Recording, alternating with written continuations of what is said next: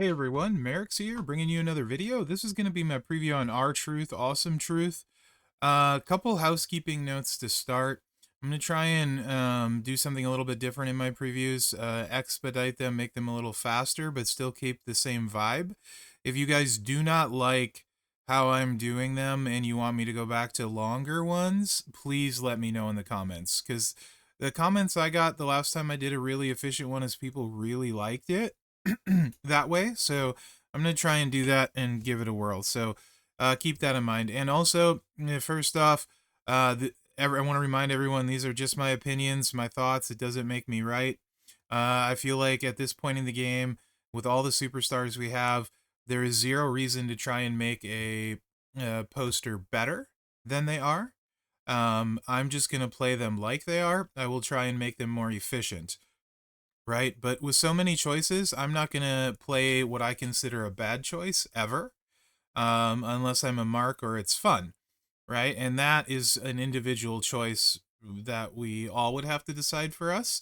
So when I'm previewing them, I'm trying to step back and look at them just based on all of the options we have. Would I ever use this poster for any reason other than when Scopely makes me, right?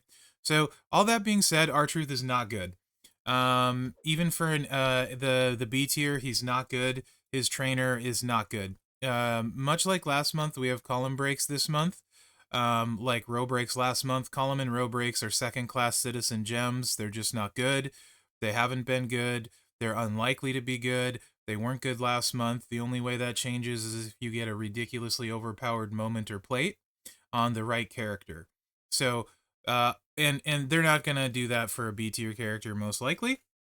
So R-Truth is not gonna be good, and if you're putting whaley stuff on him, you're not gonna be somebody that runs R-Truth because you have way better options, right? So this is gonna be a realistic preview of what somebody who would actually use R-Truth would use, and there's literally no reason to use him when you have Ozzy on your roster as a free trickster.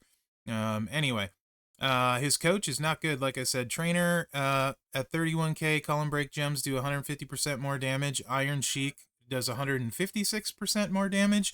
Green moves start with 2 more MP. There may be a very rare niche occasion where there's somebody that completely OP with a column break build and then needs green MP as well. But more than likely, you're very rarely to never going to use that coach. Strap for this we have is a 50%er. I'm not going to use 100% on this preview. 200% red gem move metal, and then double fury 2s, right? So that's what we're going to use. I'm not going to show you this finisher and this move. The Truth Axe deal 458k damage, choose 6 gems to make into 2 turn Juggernaut gems. That will make 5 random gems into color turn gems on every countdown, and make 8 random gems into black gems at the end of the countdown. There's no reason to run a 5 in a 3 match swipe. It's one of the riskiest things in the game, where you have to do a 5 match and then swipe 3. There's no room for error. You cascade. With all the choices, there's literally zero reason to do that. If you were going to do it, you would have to do like huge damage, and this moveset doesn't. The finisher Little Jimmy goes with it.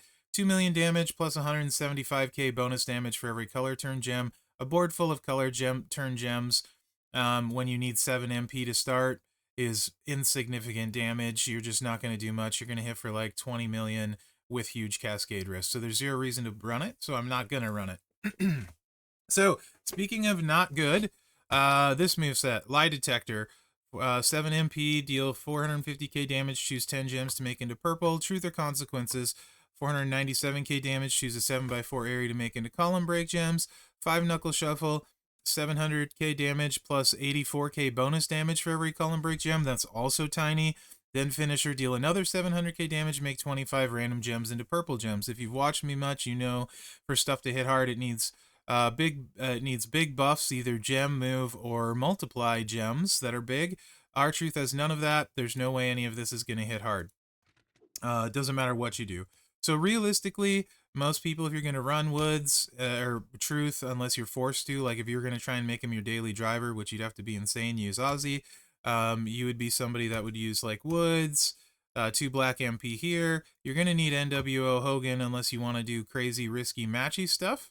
And you know I don't want to. This makes 2 3 matches. And then we got Trish for 75% more damage on the 28 column break gems. There's just not a lot going on here, guys, to be perfectly honest. So let's do this. We're not going to go against BPP on this one. We're going to go against Sammy because we will need 2 turns. This is also Truth at Gold. I had played him on the Big Boy account on the Twitch stream. So this is everything like usual with me. Post 99 MP, 2-3 matches. Would get you loaded with this setup. Boom.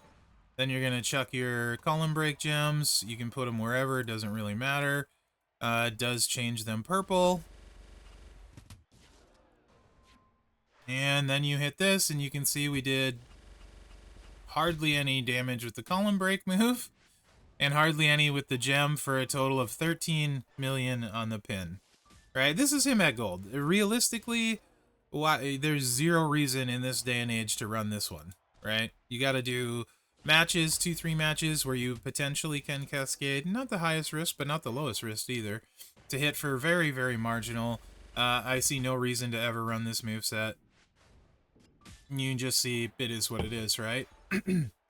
And I could make him look way better with whaley stuff, but it would be super unrealistic because no one's going to do that. Because if you have that stuff, you would never use him to begin with.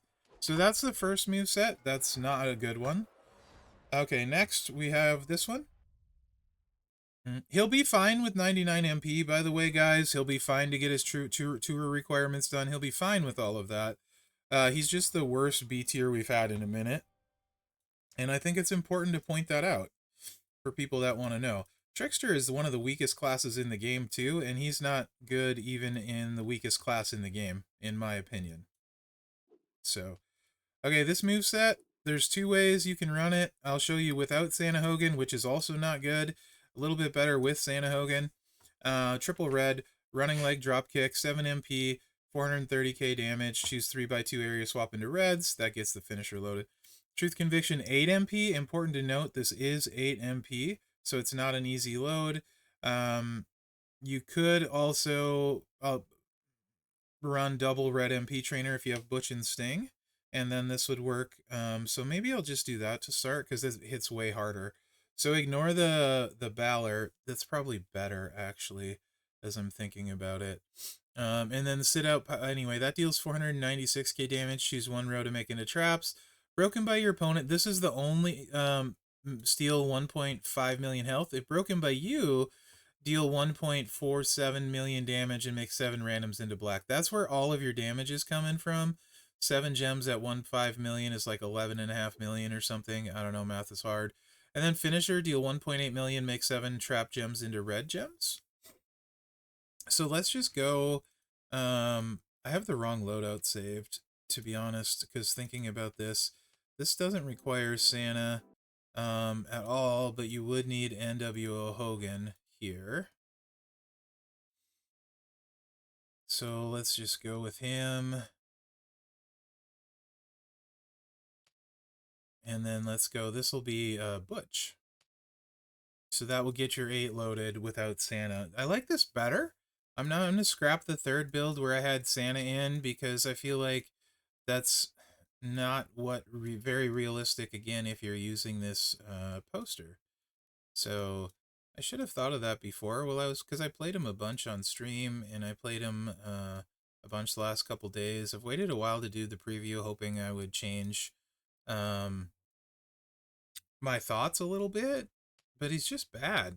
And then we're going to use McDonough for 40% black gem damage since we're turning all the traps black.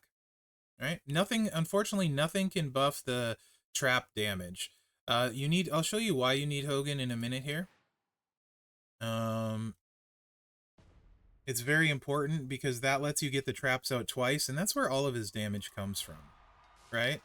So with the dual trainers, you would be loaded, these 2 would be loaded. So you'd put your traps down on the bottom, and keep in mind you're turning them into red. So we want to get reds where we put these, right? I don't know if that made sense. And then you hit this, and with NWO Hogan, it lets you recycle the trap. There's some cascade risk here too, but it is fast, right? And then you can put your traps out again. And I'm going to just go ahead and go on the top row to give it, I don't know why, because I feel like it. And then we're going to make 7 of those traps into red gems. There's 14 on the board. We should hopefully get a break. There we go. And not the best spread on the trap break, but you can see 32 million damage. That's by far his best that way.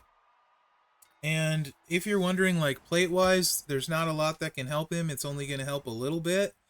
But we can put the Brutus Barber Shears on him, and it will help a little bit. But as I stated before, he doesn't have a big buff, so you're not what you're buffing isn't a ton.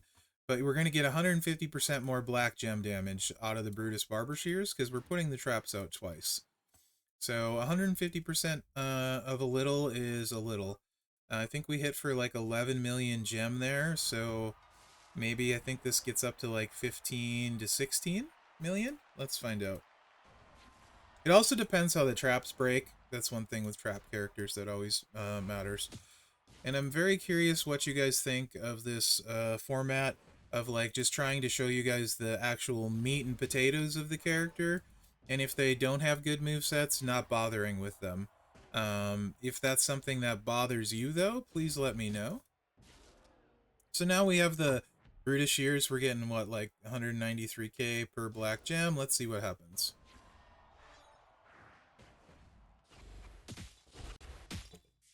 Again, not the best break on the traps, but 36 million. We went from 32 to 36. Gained an extra 4 million damage. It's going to be a 2-cycle win in feud in most cases. So you're looking at somebody whose best moveset going to hit for about 36 million on a good day with plate, with 50% strap. Maybe you get up to 40 million if you're using whaley stuff. That's of course no moments, no plates. This is what I do these previews based on what we have on the game right now. And honestly, no matter what they put in the game, it probably doesn't make him somebody I would ever consider using at Trickster.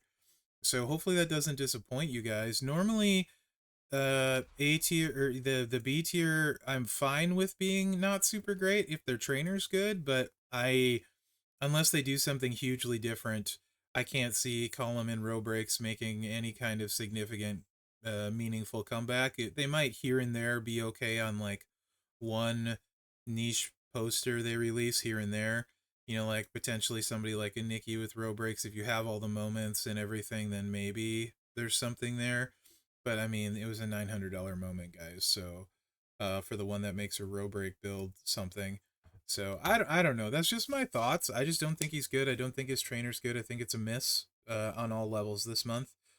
He's somebody that I will take up as far as I can with the free tokens, and then he will just collect dust except when Scopely forces me to use him. I guess as far as like our truth requirements on tours and stuff, he'd be okay, but you know what? So is the Acro, who has like tour moments and stuff as well, and the Miz moment is just okay. So I see no reason to level up this modern era Trickster that's really lacking. So yeah, I guess that's my preview. Hopefully it was okay. Hopefully it doesn't bother you guys that I didn't show the one moveset. I do need your feedback because I'm always trying to fine tune, get better, and make stuff you guys like. For everyone that likes to call me a Scopely shill and says I say everything's always good, well, here's your proof that I don't. For everyone that says I'm too negative on the game, well, this will back that up for sure. But just remember that next time I'm saying something really positive about a card or a poster, that's just the way I feel, and they're just my opinions, so I'm doing the best I can with that. So other than that, guys, I hope you have a great holiday season. I hope you enjoyed this video. Please, please, please let me know if you liked it or not, what you liked, what you didn't like. Constructive feedback is always welcome. Thanks for watching, guys. Have a great one. I appreciate you all more than you know. Good luck out there. I wish I liked him. I love R-Truth. I do. I wish I liked him. I just don't. You know?